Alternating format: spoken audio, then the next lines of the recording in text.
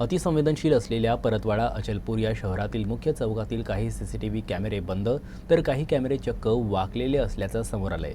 धार्मिक उत्सव तसेच शहरातील संवेदनशीलता पाहता हा निष्काळजीपणा शहरातील सुरक्षेच्या दृष्टीनं अत्यंत धोकादायक ठरतोय।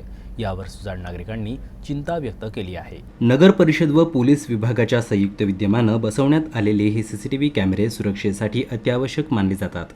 मात्र सध्या ते निष्क्रिय असल्यामुळे गुन्हेगारी घटनांना आळा बसवण्याऐवजी मोकळं रान मिळतंय, अशी नागरिकांची भावना आहे।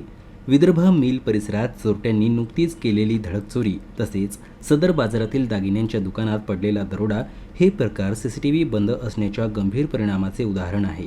नागरिकांचे लाखोंचे नुकसान झाले असून त्याचा मानसिक धसकाही मोठा आहे। मी स्वतःच्या खर्चानं दुरानी चौकावर 4 सीसीटीव्ही कॅमेरे लावले होते आणि त्याची मेंटेनन्सची जबाबदारी माझीच होती आणि मी चांगल्या तऱ्हेने मेंटेन करत होतो।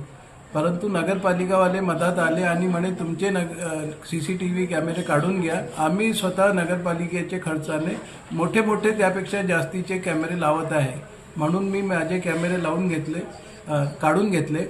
त्याच्यानंतर नगरपालिकाने लावले नाही आणि लावले तर ते मेंटेन होत नाही। सदर बाजारामध्ये एवढी मोठी चोरीची घटना घडली, परंतु त्याचा आजपर्यंत बहुतेक पता लागला नाही आणि असे अनेक चोरी वगैरे चालू आहे।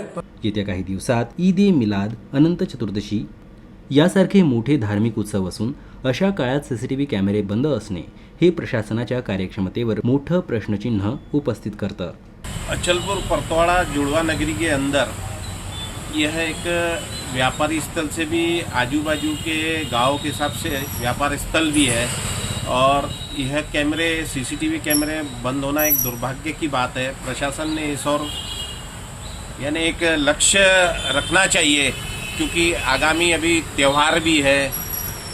अभी गणपति उत्सव चालू है, उसके बाद नवरात्रा है, दीपावली है, दशहरा है, रमजान ईद है, यानी एक धार्मिक इससे भी और दूसरा व्यापारी दृष्टिकोण से कि आजू बाजू के मेलघाट के काफ़ी सारे लोग यहाँ पे खरीदी करने के हिसाब से आते हैं।